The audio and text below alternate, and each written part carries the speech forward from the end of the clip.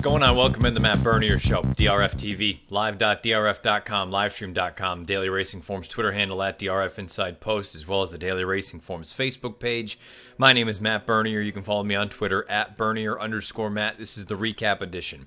Going back and taking a look at some racing action from opening weekend of 2019, really. We're going to take a look at some racing from January 5th and January 6th. Got some stuff from out at Santa Anita, Gulfstream Park as well. You have some 3-year-old races for the boys and the girls. Hopefully you'll see some potential Kentucky Derby and Kentucky Oaks contenders. It's already that time of year. Derby and Oaks points are already out there and on the line to be had. If you listen to this thing in podcast like most of you do, YouTube, SoundCloud, iTunes, video.drf.com, as well as Spotify. If you're over on YouTube, click that subscribe button, give us a thumbs up. Make sure that bell icon is lit up and it doesn't have a line through it. That way you get everything that DRF TV has to offer. Also, if you're over on iTunes, Apple Podcasts, however you get your podcasts, write us a review, give us a positive rating. It's always greatly appreciated. We're going to kick things right off with the...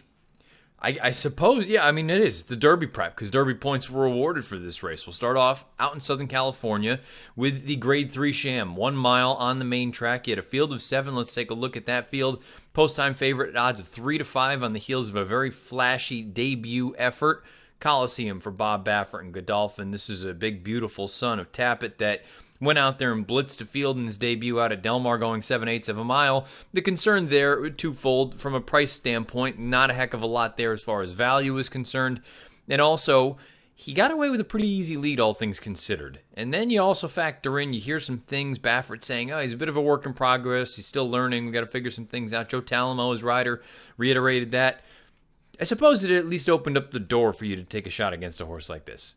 Ultimately, all of those things that the connections had brought up, they kind of came to fruition, and it opened up the door for someone else to come and take advantage. Here's the stretch run of this year's Sham.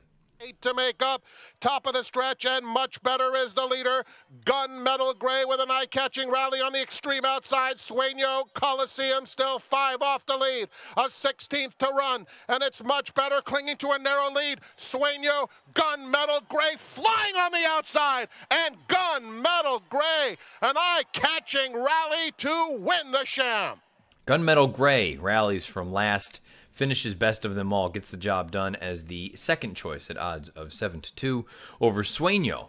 18-1 shot in here for Kent DeSormo and Keith DeSormo, and the third place finisher, the other Baffert, much better with Drayden Van Dyke aboard at 7-1. The 3-5 favorite Coliseum off the board finishes 6th in a field of 7. Let's take a look at Gunmetal Gray. He's 2 of 5 lifetime, 3 times in the exacta, over $217,000 in career earnings. Owned by Hollendorfer LLC, Pearl Racing, and West Point Thoroughbreds. Trained by Jerry Hollendorfer. Bred by Lee Pokoik in Kentucky. Ridden to victory by Mike Smith. You can see the pedigree at the bottom of the horse card. He is by exchange rate out of an include mare named Class of 63. Now is the more sort of, let's say, sobering news with a horse like this. And nothing bad happened. But from a figure standpoint, this is not a spectacular effort from any of these horses, really, if we're calling it like it is. 82 buyer speed figure for Gunmetal Gray. It's not a bad effort by any stretch of the imagination, but it's not a strong effort. I think they would be going a little bit overboard. Now, Timeform US has not released any of their figures or any of their pace situation, but I look at this and I see that 46 4.5 mile. I don't think that's blistering, but at the same time, I think it's honest enough. And when you look and see that the horse from dead last came, and he was really the only one doing any running at the end, and even having said that, it's not like he was finishing with much oomph. He got his final quarter in 26:52. We're talking about a race that, for the most part, just completely disintegrated. And I don't know if you want to penalize Gunmetal Gray for that. I'm certainly not giving him points for it. I'm looking at it saying, okay, you finished the best out of a group that didn't really do much running at the end. I think he's a nice horse. Hollendorfer has brought up the idea that Mike Smith seems to think that he's a 1.25 mile kind of stayer. I agree with that. He gives off the impression that he'll stay a distance, but I just don't know how fast he'll do it. You know, we always talk about it. That final quarter in a race like the Kentucky Derby, again, 1.25 miles. The final quarter, if you can get it in 26 seconds, you're going to be in good shape. Well, that's when you're running your 10th furlong. Or I should say your 5th quarter mile. Not in a race like this where your final quarter of 4 of them is in 26:52. You're going to have to do a heck of a lot better than that if you're going to really be looking at a horse that could potentially be a player in May. Luckily, it's so early that we have plenty of time, and these horses can continue to develop and improve rapidly. But needless to say, I am not all that thrilled or impressed with what we saw from this race, the Sham, on Saturday afternoon. Sueño was a horse that looked like a bit of a long price and a long shot in here, and he ran really well in that race at Golden Gate most recently, but he needed to prove that he could do it on the main track. I suppose he ran fine. This was an inoffensive effort, but again, he came home in 27-22. I just have a hard time getting super excited about an effort like this from any of these horses. Going back to Gunmetal Gray really quickly, another reason that I'm not super thrilled with the finish, that final quarter mile, listen to his prior three quarters: 24:60, 23:49, 24:35, and then he comes home in 26:52. Those opening three quarters were not that fast, especially when you break them down incrementally. If all of a sudden we saw a middle quarter, whether it's the second or third quarter, and 23 flat, then maybe I'd give him the benefit of the doubt. But you had 23 and a half seconds for the second quarter and 24 and change for your third quarter. I just feel like he was the only one that stayed on at a mile distance, and that's not really a positive thing for any of these other horses. Much better to me. This was a tremendous disappointment from this horse. I picked him in here. I liked him a little bit. And Turning for Home, he wins for fun. He wins for fun. And then all of a sudden, he starts lugging in. Drayden gets into him left-handed. He pops to his left lead, and he comes to a crawl. So oddly enough, I guess there's just so much about this field right now that I'm looking at. Gray Magician, we kind of knew. Look, he looked really impressive in his first start for Peter Miller, but it was only 2 starts ago. He was in for a tag, I believe. So I mean, we're not talking about a stellar group, and until we get to Coliseum, we'll talk about him in a moment. But I guess what I'm trying to say is this was not a spectacular race going in. You had the thought that maybe you had a potential superstar, or a potential star, I should say, for the 3-year-olds with Coliseum. But other than that, it felt like, okay, if you're going to go against him, you're doing it more so on the basis of him stubbing his toe, which in fact he did, and one of these other horses necessarily jumping up. Gunmetal Gray didn't really improve his speed figure standpoint. Who knows? Again, it's very early. I don't want to... It'd be foolish to write off any of these horses, but needless to say, I'm not all that impressed with what we saw at Santa Anita on Saturday. As for Coliseum, basically everything that could go wrong did go wrong. A little bit of Murphy's Law. Broke slow, which has been a problem for him in the mornings. After he breaks slow, he gets a little bit keen. Joe Talamo said that was exactly what happened with him rounding the first turn and onto the backside. He was very wide throughout. First time going 2 turns, first time facing winners. When Talamo sent him along on the far turn, he just he tried, but he didn't really do a heck of a lot of running. And I guess the way that I'm looking at it, I'm saying, you know what, I'm going to give him the benefit of the doubt and say, you know what, everything that could go wrong basically did go wrong for this horse in this race. But having said that, you're still going to need to do a heck of a lot better for me to really look at you in your next start and say this could potentially be a Derby contender or a Derby candidate.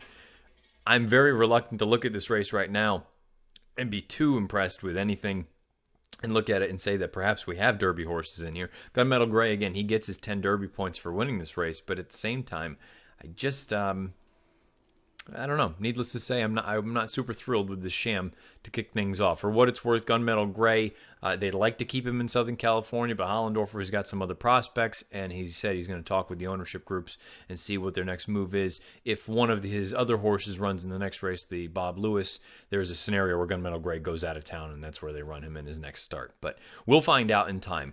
At face value, this race, to me, very vanilla. I'd give it about a C for a grade. But it's so early, and these horses are still relatively lightly raced. They can all take steps forward. To me, if you're going to give anyone the benefit of the doubt, it's Coliseum. You got to hope that he just improves and continues to mature and put things together. But needless to say, this was not what the Connections had in mind for him. I thought this was a terrible loss for Much Better. And as far as Gunmetal Gray is concerned, look, he did what he was supposed to do. Smith took him back, let the pace heat up, came with his run, and he stayed on. He didn't finish brilliantly, but he stayed on, and he got the job done. Your winner of the 2019 Sham is Gunmetal Gray with an 82 Beyer speed figure.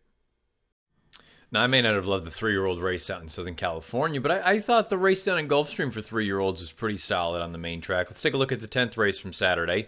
This was the Mucho Macho Man Stakes, $100,000, 1-turn mile. The horse that most eyes and most attention was paid to was Code of Honor for Shug McGahee. This is a horse that we hadn't seen since running a strong second in the Champagne at Belmont Park last October as a 2-year-old. Stumbled badly out of the gate, came with a nice late run, finished well, looked like he was going to be the wise guy horse for the Breeders' Cup Juvenile. Unfortunately, scratched the morning or a couple days beforehand.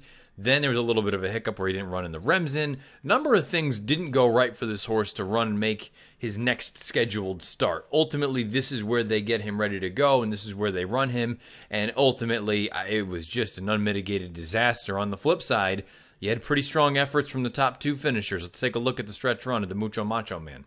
And there's a quarter of a mile left to go. Trophy Chaser, let go by Lionel Reyes, and 2.5 on top. From the outside, it's Mijos. From between horses, Garter and Ty. Then it's Code of Honor. Final eighth of a mile. Trophy Chaser trying to get home. Mijos going to try to nail him on the money. This is going to get close as Mijos starts to get some ground. Here's Mijos. Mijos is in time. Mijos gets the job done in his stakes debut over Trophy Chaser, who was out there and very game on the front end. They run 1-2, and Garter and Ty rounds out your trifecta at odds of 7-1. The 4-5 favorite, Code of Honor, goes down, finishes fourth off the board. Let's take a look at Mijos. He's run 3 times. He's won 2 of them. He's finished third in his other start. He's over $108,000 in career earnings, owned by Centennial Farms, trained by Jimmy Jerkins, bred by Lister and Lister in Kentucky, ridden to victory by Jose Ortiz. The pedigree at the bottom of the horse card. He is by Cairo Prince, out of a Lionheart mare named Feline Flatline.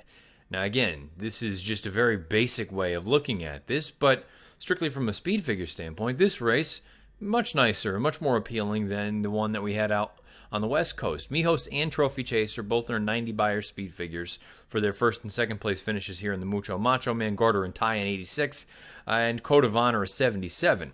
Mijos, I liked him coming into this spot. I liked what he had done in both of his 2 lifetime starts prior to this spot. He is not a visually impressive horse. He's the kind of horse that you're going to watch him and he is going to grind and grind and grind. He is a little bit late with his lead changes, but that's been him in all 3 of his lifetime starts. But he wants to go and get you. He tries, and I like that. I like to see that from horses as opposed to a horse that sits a pretty good trip and then all of a sudden there is nothing going on, and that's what we saw from Code of Honor. We'll talk about him a little bit more here in a second. Mijos, though, just a very determined effort. The gallop out wasn't brilliant, but it wasn't bad either. I thought it was solid enough. Jimmy Jerkins was very non-committal about where they would run him next, but he said the logical spots would be the next ones to consider down in South Florida, so whether it's the Fountain of Youth or the Holy Bull. The Holy Bull comes first, but you know what I'm saying. One of those races eventually probably leading into a race like the Florida Derby.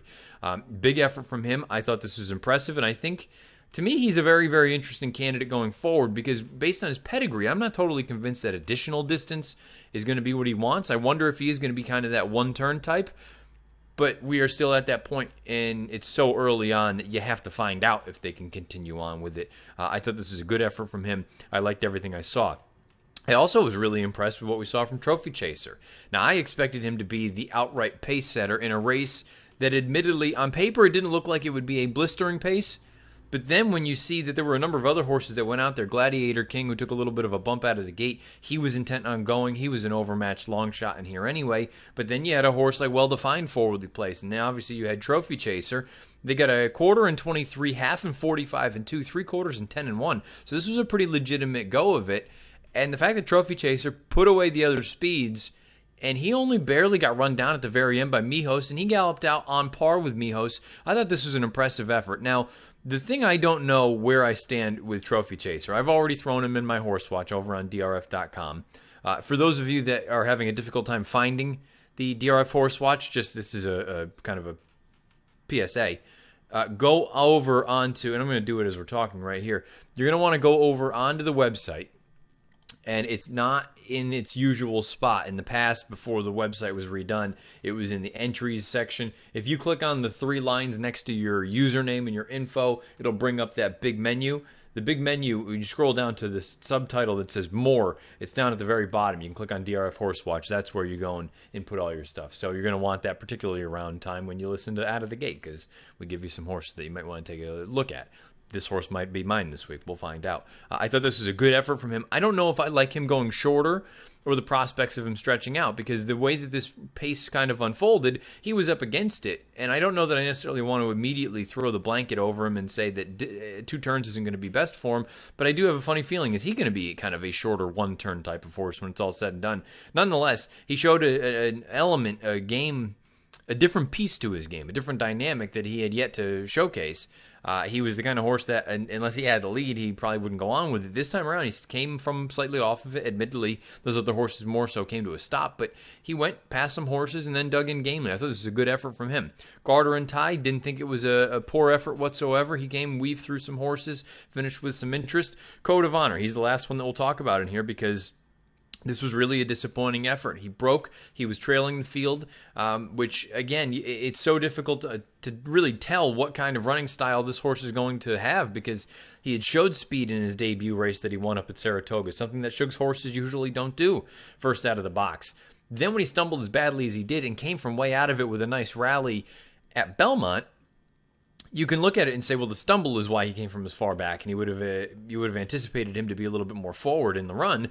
Well, then when you see a race like this, and I know they were going fast, and this was his first start off of a little bit of a layoff, but he was in last early on. Then Johnny V kind of pushed on him. He made up a little bit of ground, inched forward. The whole field kind of came together going into the far turn. And when the real running started, he had nothing.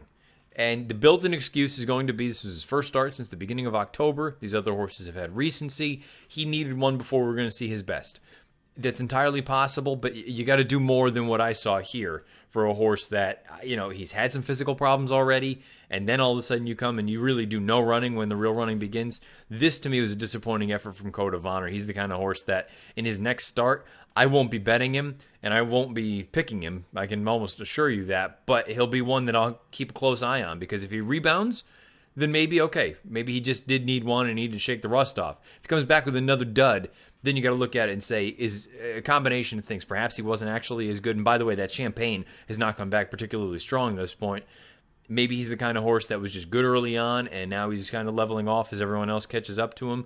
Or have all these sort of little bumps and bruises along the way, have they started to catch up to him already? And at any point, that would end up being a bad thing. We'll find out. It's still very early, but I was not very impressed with what we saw from Code of Honor here on Saturday. I was impressed with the top two finishers, though. I thought Mijos and Trophy Chaser both ran very credible races in this year's Mucho Macho Man. Ultimately, Mijos gets the job done by a neck, but both of these top two, they both earned 90 Beyer speed figures, and I'm sure we'll see them again in another race down at Gulfstream in the coming weeks. Back to Southern California for the San Gabriel. Let's take a look at that field. 1 1/8 on the grass. This was to me, an interesting race going into it because a number of these horses I felt were going to be testing their distance limitations. Some of them wanted to go shorter. Others I thought were just going to have the engine start cooking at this point, and they would want more ground. The 9 furlongs post-time favorite was Next Shares at odds of 8-5, and he was the kind of horse, if he was as capable at 9 furlongs as he is at a flat mile, he was the horse to beat in here. I questioned, would he really appreciate this additional distance? But the thing that at least gave me a little bit of reason to think that possibly he would, and I said it in the stakes preview, he ran as well as he did at Kentucky Downs, which is 1.70 miles, an undulating turf course, so maybe the 1 1/8 wouldn't be a problem. I still didn't really want him at a short price. Foolish opinion. Here's Next Shares winning this year's San Gabriel. Shares getting into the thick of things as they turn for home. Arms Runner, Cleopatra Strike, Liam the Charmer, one from the outside. Next Shares continues to rally. Platinum Warriors down on the inside, then Flamboyant and Chicago Style. Next Shares on the outside, coming after Cleopatra Strike. Next Shares or Cleopatra Strike. Photo finish.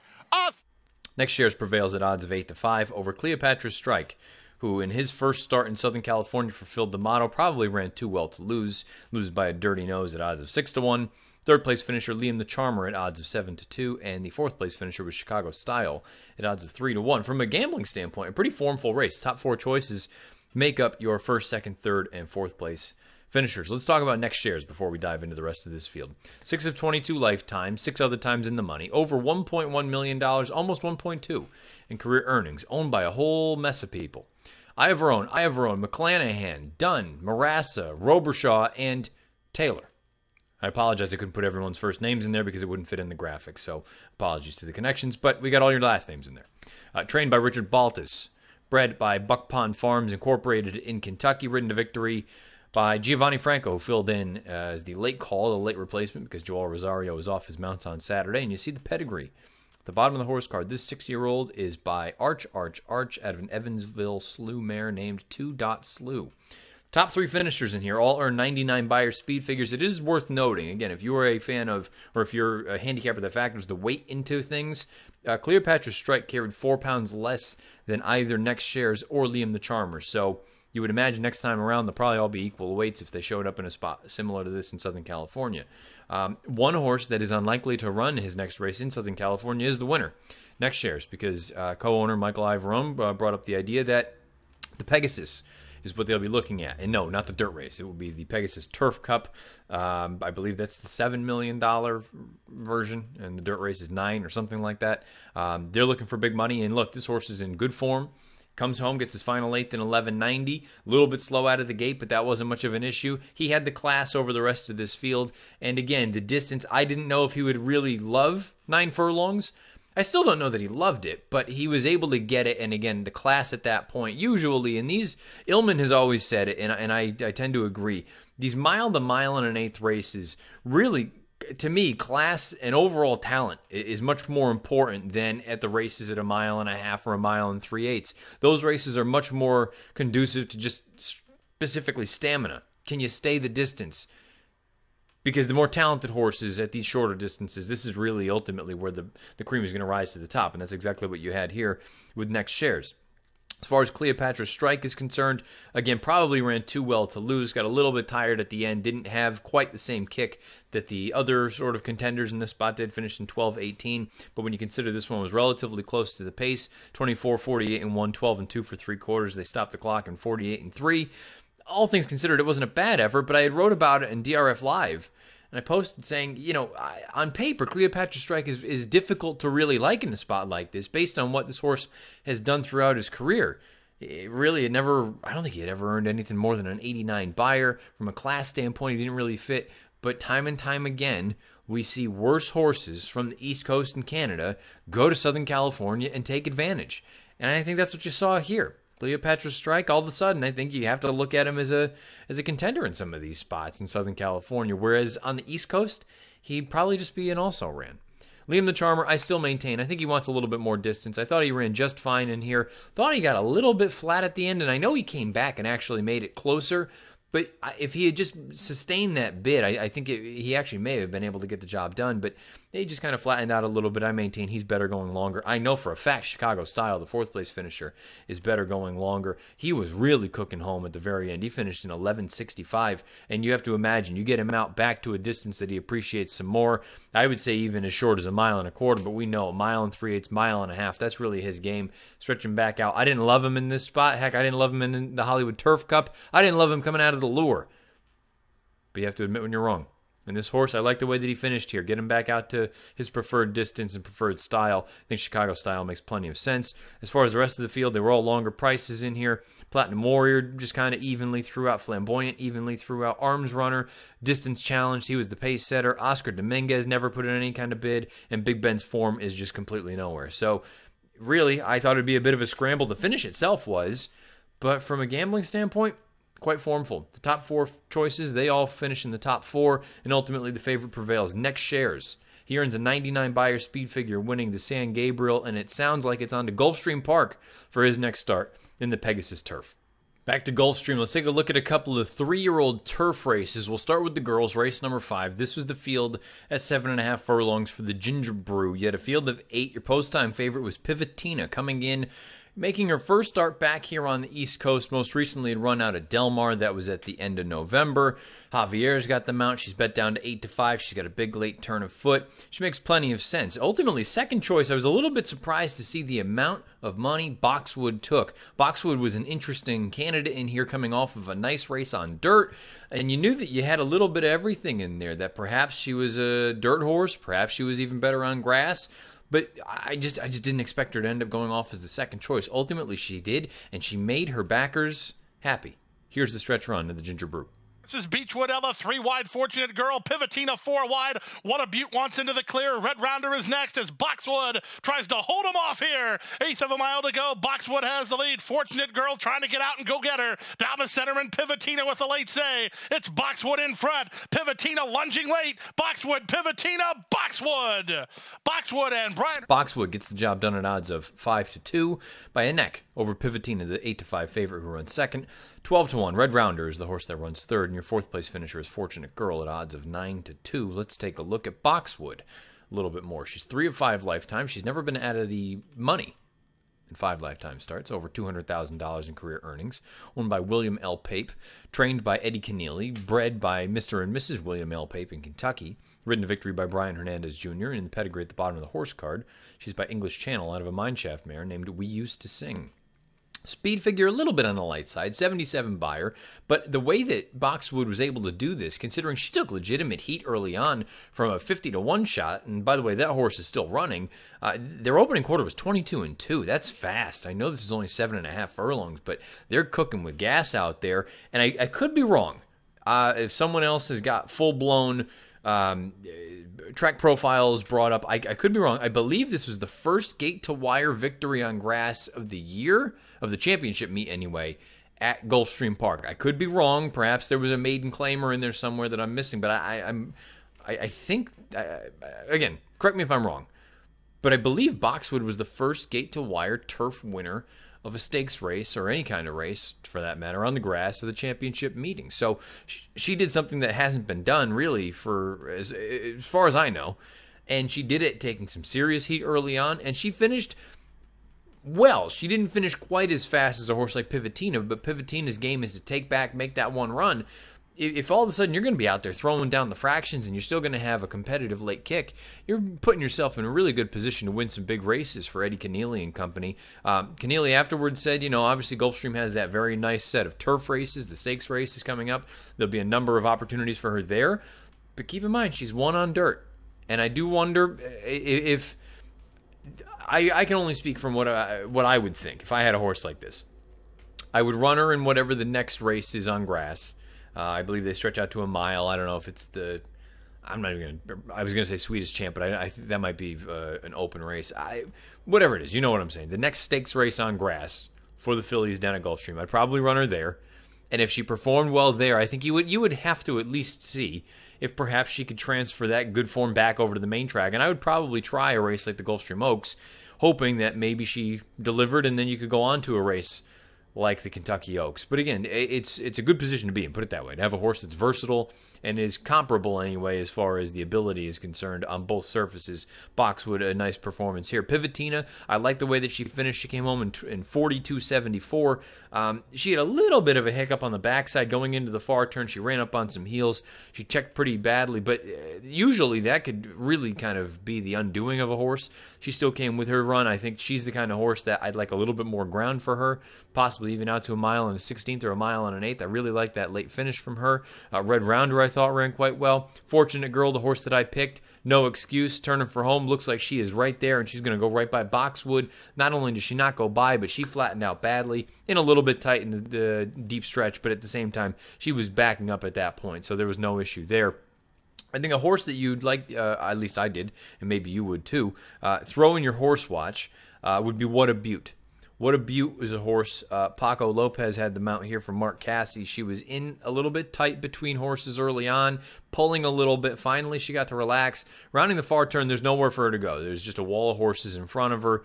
Paco tries to get her out and extricate her. There's a little bit of a hole. I was a little bit disappointed she didn't quicken through it, but keep in mind, she's only, this is only her second lifetime start, first time going up against winners, so perhaps she's a little bit reluctant to squeeze through that hole. And then when she is starting to finally find her stride, she runs up on heels, checks badly, and Paco wraps up on her. So she never really got an opportunity to run in here. I think many people saw this trip as well, so that could very easily work against you next time out. Because just I'm sure a lot of people are going to be making trip notes about her, but she's one that I've thrown in my DRF horse watch wherever she should show up next. I think she would have a good chance because, again, I don't think she ever really got a true chance to run in this spot. That's What a Beaut for Casse, and Paco had the mount. But Boxwood, at the end of the day, this is a really nice, talented filly. She's never been out of the money in 5 lifetime starts. She's good on dirt. She's good on turf. She's now a stakes winner. She gets the job done in the Ginger Brew with a 77 buyer speed figure. The boys' version was later on in the card, race number 9. Let's take a look at the field for the Kittens Joy, 7.5, about 7.5 anyway, on the grass. Field of 9, post-time favorite was Henley's Joy, and boy, was he bet down to odds of 3-5, and he deserved to be 3-5 in here based on what he had accomplished, but at the same time, he had a tough outside post, 7.5 furlongs, likely to get caught wide going into that first turn. suppose there were some possibilities, or some reasons anyway, where one could make a case to go against him. Ultimately, he came with his run, but just a little bit too short. Here's the stretch run of this year's Kittens Joy. To the attack, Ynez Joy is going to have to peel 6 wide, and they're at the top of the lane. Royal Earn got a soft half mile, and he's digging in gamely. To the attack, Casa Creed is second down the center. Ynez Joy is motoring now inside the 16th pole. It's Casa Creed for the lead. Ynez Joy takes a late surge. It's a photo finish that goes to Casa Creed, making his turf debut, gets the job done for John Velasquez and Bill Mott at odds of 12-1. Just is able to get there ahead of Ynez Joy, who was charging at the very end, beneath Tyler Gaffalione at odds of 3-5, and Royal Earn, the pace setter, at odds of 17-1. He sticks around and finishes third in here. Let's take a look at Casa Creed. He is 2 of 5 lifetime, over $111,000 in career earnings. Owned by LRE Racing LLC and JEH Racing Stable LLC. Trained by Bill Mott. Bred by Silver Spring Stud LLC in Kentucky. Ridden to victory by Johnny Velasquez. And you can see the pedigree at the bottom of the horse card. He's by Jimmy Creed, out of Bellamy Road mare named Achalaya? Achalaya? Achalaya. One of those. You get it.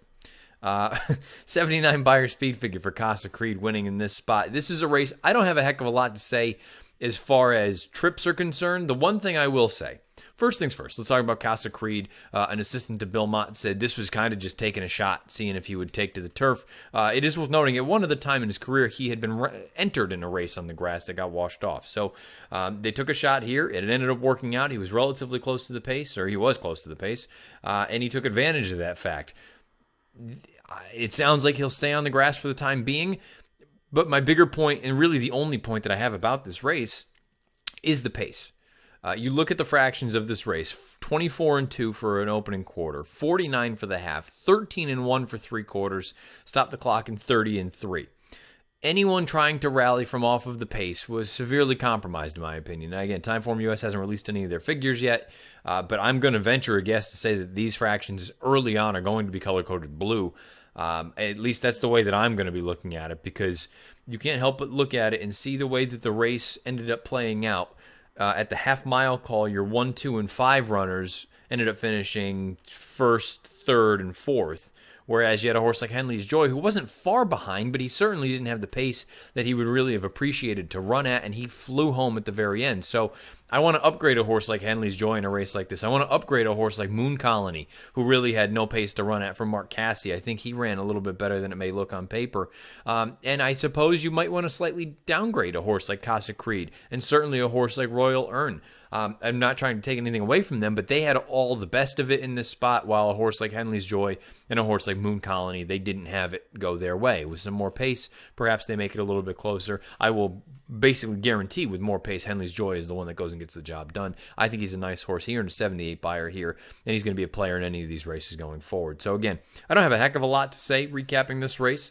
The trips, for the most part, I thought all worked out. The big piece for me is the pace in this race, where a horse like Casa Creed, who was your winner, he sat just off of the pace. When you're going 7.5 furlongs and a half mile goes up in 49, it's going to be really difficult for those horses to come from the back, and if they do, they're going to have a hellacious kick. And guess what? Ynez Joy did release a big turn of foot, just still had a little bit too much to overcome. So ultimately, Casa Creed prevails in here with a 79 Beyer, but the horses that I'm more interested coming out of this race are the ones that had to come from off of it, running into a lack of pace on the front end. Horses like Ynez Joy, horses like Moon Colony.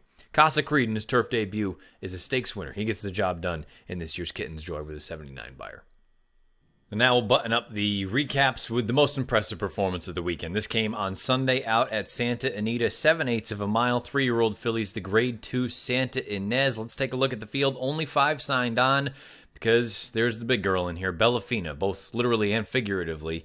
She was the kind of horse that, look, to me, she had just been a conundrum, because when she was at her best, she looked like $1 million. And then even at times when she was winning, she didn't look very good. And then she was really bad in the Breeders' Cup. So I didn't know if it was one of those things where I was just getting fooled into thinking that she was something, or I didn't know. And I didn't want to find out at a short price, especially off of a little bit of a layoff, and a race that really is supposed to be nothing more than a means to an end. There were 10 Kentucky Oaks points on the line, and there was no question who was getting them all. Here's the stretch run of this year's Santa Ynez.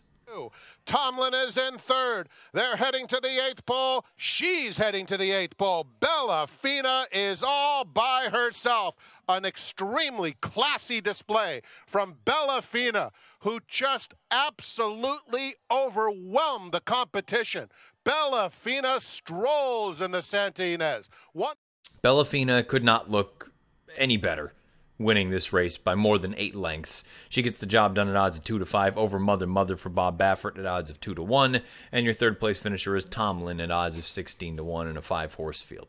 Let's take a look at Bella Fina. She's 6 of 4 lifetime, 5 times in the exacta, over $700,000 in career earnings. She's already grade 1 winner multiple times over, going shorter, going longer. Now she adds this race to her credentials. She's owned by Kaleem Shah Incorporated, trained by Simon Callahan, bred by JSM Equine LLC in Kentucky, ridden to victory by Flavien Prat, and you see the pedigree at the bottom of the horse card. She's by Quality Road out of a Malibu Moon mare named Akron Moon. 95 Beyer speed figure. This was a smashing race from Bella Fina. Again, this reminded me of the Bella Fina we had seen in the Chandelier, and I thought we would see on Breeders' Cup Friday, excuse me, because it was Future Stars Friday. But she was awesome in here. Visually, she was great. And Simon Callahan said it. He goes, he's been saying it all along that this is an uncommon filly. She's the best filly that he's ever had, and that's saying something, considering early on he had Abel Tasman. I was really taken by this performance. And again, now I'm back on that side of like, okay, well, you know what? Maybe she just had a bad day in the Breeders' Cup. And you know what? I can sit there and say I didn't like that debutante that she won, but at the end of the day, she won a grade 1 by open lengths. This was phenomenal. I thought this was great easily, and I know we've only had 6 days, or at least there were 6 days when this race was run into the new year in 2019, but this is far and away the most impressive 3-year-old performance that we've seen, male or female. She was awesome in here. She's built like the Hulk. I have no knocks about this. She was awesome. She was brilliant. I thought it was a beautiful performance. Very, very fluid move. She's gotten over her lead change issues. She's learned. She continues to develop. I can only hope that maybe she just had a bad day in Louisville back in November. It sounds like, and Simon Callahan was quoted afterwards saying, there are 2 races before the Santa Anita Oaks. We don't have to run in the next one, but there's a good chance that we do. So you may be seeing her sooner than later. She's going to take a world of beating. If she shows up with this kind of effort, not just in whatever her next start is, but if she stays in this kind of form, and I guess that's the only thing that she needs to answer at this point really now is, can you sustain this form? Can you maintain it? Because this, if you think this is just the tip of the iceberg, I mean, this was awesome. She finished in 12:82. For comparison, the runner-up Mother, she came home in 13:42. I mean, we're talking light year differences between these two. The way that they finished. And Mother's a nice little horse, but holy smokes, Bella Fina looks like a woman amongst girls. This was a tremendous performance from her. And I hate to give everyone else short shrift, but there's one horse in this race, and it's Bella Fina. If she continues on like this, not only is she going to be a player in the Kentucky Oaks, she might be the favorite in there. Visually very, very impressive. Sounds like you may see her sooner than later on the road to the Kentucky Oaks and the Santa Anita Oaks. Bella Fina, she earns a 95 Beyer in her 2019 debut. Smashing victory in the Santa Ynez. No question in my mind, the performance of the weekend, male or female, older, younger, whatever it may be, Bella Fina was awesome. So that's going to button up the in-depth recaps. We're going to quickly go through a 3-race stakes montage for you. The La Verdad from Aqueduct, as well as 2 of the undercard stakes from Gulfstream Park, the Limehouse and the Glitter Woman. Then we'll come back, we'll button some things up with the best performances from Beyer standpoint, as well as DRF TV's schedule of events for the upcoming week. Let's get to the stakes montage. In second and under the whip now, Catherine the Wise in control here. Catherine the Wise getting clear to lead by 4 lengths. Pause for the Cause in second. And playing with the boys in third. Catherine the Wise has turned this into a romp. Look at this performance. In the rain, in the slop, Catherine the Wise dominates in the La Verdad. And splice the main brace as they wheel in. Seismic Jolt set down for the drive and kicks away to a 2-length lead. Splice the main brace is out after him second, down the center in combination. Final Jeopardy just at that 1 pace trying to get a slice, but Seismic Jolt is clear. It's seismic jolt for E5 and Stone Street to win by 3 in the end. Second place, the main brace. Up for top of the lane, Luis Saez and the favorite Fancy Dress Party, now an eighth of a mile from home and 2 on top. Brunette Princess tries to come back for more. A late run at the rail from Geltrin, but inside the final 16th, this is a coming out party for Fancy Dress Party, as she's an easy winner of the Glitter Woman. She'll win wrapped up by 4-5. Very close. Let's take a look at the weekend's best as far as buyer speed figure performances are concerned. The 2-year-old section is gone. It's out for a few months anyway. You're only going to have 3-year-olds and older horses. Let's kick it off with the 3-year-old boys. Mijos and Trophy Chaser, both in their 90s, and the Mucho Macho Man down at Gulfstream, the co-highest for the 3-year-old males. 3-year-old fillies, no surprise. Again, I can't overstate how impressed I was by Bellafina. 95 winning the Santa Ynez at Santa Anita. 3-year-old boys on grass. Casa Creed, we saw him win the Kittens Joy with the 79. 3-year-old fillies on grass. You saw Boxwood with her 77 in the Ginger Brew. We didn't see Positive Skew. She earned a 77 in a maiden special weight down at Gulfstream. I believe that was for Chad. Older males on dirt. Fully vested, a 103, and a non-winner's a 1 other than at Aqueduct. Older fillies and mares on dirt. Catherine the Wise wins the La Verdad with a 102. Slopping in that slopping. What am I saying? Swimming in the slop at Aqueduct. Older males on grass. Next shares, Cleopatra Strike, Liam the Charmer. Saw them at the top in the San Gabriel. 99 buyers for each of them. And the older fillies and mares on grass, we have a tie. Contributing and Goldberry, 88 buyers in the Panzeretta at Fairgrounds. And I believe they were both trained by Brad Cox. There you have it, the weekend's best as far as buyer speed figure performances are concerned on the recap edition.